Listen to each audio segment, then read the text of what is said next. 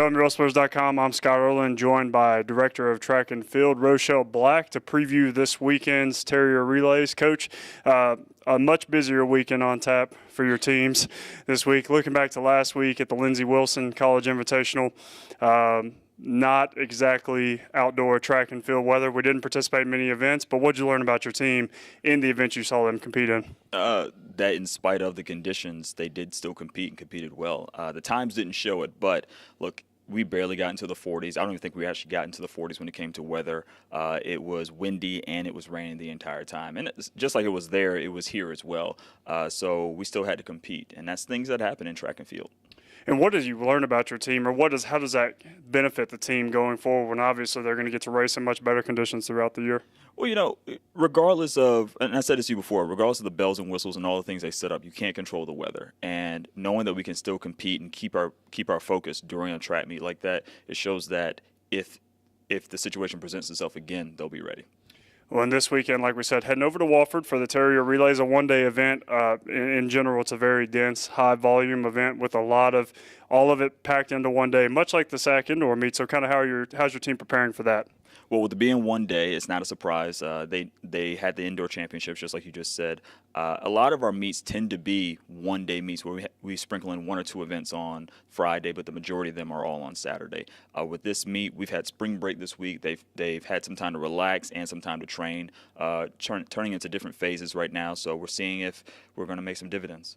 When you talked heading into the Lindsey Wilson College Invitational, you kind of trained through that event. Now that the group has had collectively some time to rest and prepare a little bit more intensively for this Terrier Relays, how is the team approaching this one?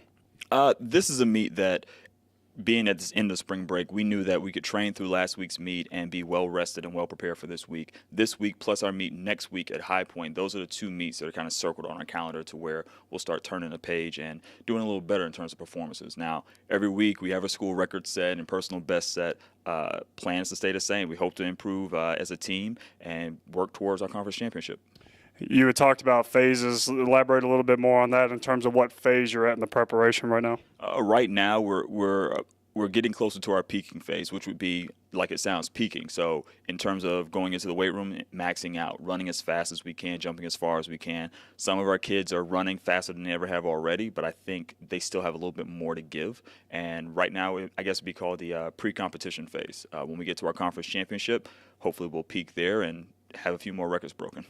And you've had several athletes now a lot of freshmen, a lot of younger kids who are now kind of, reaching that middle phase, the second half of the phase, I guess, of the track and field season. How are they feeling right now? How's the group feeling collectively?